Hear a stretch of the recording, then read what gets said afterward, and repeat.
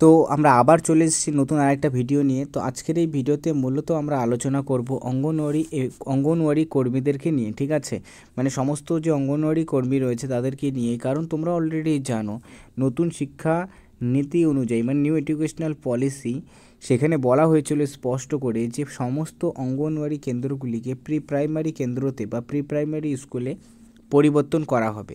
তো এখন এটা নিয়ে কিন্তু এটা আমি তোমাদের আরেকটা জিনিস বলে দিচ্ছি, এটা নিয়ে তোমাদের অনেকগুলো বিষয় ক্লিয়ার থাকা উচিত যে প্রি প্রাইমারি ট্রেনিংটা কী এবং এখানে কি করানো হবে, এবং যে মেন বিষয় কোন কোন রাজ্যতে এটা এখন লাগু করা হয়েছে এবং বাকি রাজ্যগুলিতে কবে চালু হবে এই সিস্টেমটা, এবং এটা হলে পরে অঙ্গনওয়াড়ি কর্মীদের কী কী সুবিধা তারা পাবে, কী বেনিফিট তারা পেতে চলেছে, এই বিষয়টাই আমরা ভিডিওতে আলোচনা করব। তাই যদি চ্যানেল নতুন হয়ে থাকো চ্যানেলটাকে অবশ্যই কিন্তু সাবস্ক্রাইব করে রাখবে এরকম ভিডিও পাওয়ার জন্য।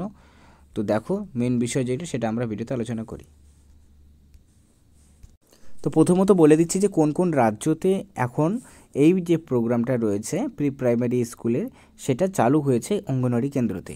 1 নম্বর তোমাদের হচ্ছে বিহার, দ্বিতীয়ত হচ্ছে তোমাদের উত্তরপ্রদেশ। এই দুই রাজ্যতে কিন্তু এই প্রসেসটা শুরু হয়েছে, এবং বাকি যে রাজ্যগুলোতে আন্ডার প্রসেসে রয়েছে সেটা হচ্ছে তোমাদের ঝাড়খণ্ড এবং তোমাদের রাজস্থান, ঠিক আছে।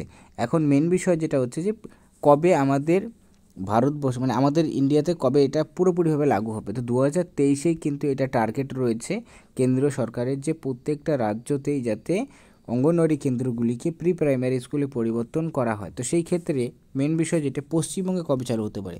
তো পশ্চিমবঙ্গে আমি তোমাদের আগেও বলেছি যে পঞ্চায়েত ভোট রয়েছে আমাদের এপ্রিল মে মাসে। তো পঞ্চায়েত ভোটের হয় আগে, না হলে পরে কিন্তু এই প্রক্রিয়াটা তোমাদের চালু হতে চলেছে।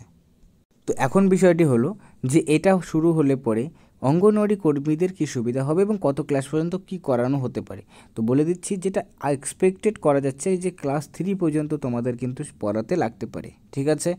এখনও এটা কিন্তু শিওরভাবে বলা যাচ্ছে না যে তোমাদের, কিন্তু এটা সোর্সেস থেকে যে আপডেটটা আসছে সেই অনুযায়ী তোমাদেরকে আমি বললাম, কিন্তু অফিসিয়াল নোটিফিকেশনের জন্য তোমাদের ওয়েট করতে হবে। এটা একটা তোমরা ধরে নিতে পারো যে এক্সপেক্টেড যে ক্লাস 3 পর্যন্ত তোমাদের পড়ানো হতে পারে, ঠিক আছে। তো বেনিফিট কী হবে দেখো, একটা জিনিস আমি ক্লিয়ার করি যে যখন তোমাদের দায়িত্ব বাড়ানো হবে, ঠিক আছে, তো ডেফিনেটলি দায়িত্ব বাড়ানো হলে পরে তোমাদের বেতনটাকেও সেখানে বাড়ানো হতে পারে। তো সেই ক্ষেত্রে এটা এক্সপেক্ট করা যাচ্ছে যে অঙ্গনওয়াড়ি কর্মীরা যদি প্রি প্রাইমারি স্কুলে পরিবর্তন করা হয় তাহলে তারপর থেকে তাদের কিন্তু যে অনারিয়াম রয়েছে সেখানে অবশ্যই বৃদ্ধি করানো হতে পারে, ঠিক আছে।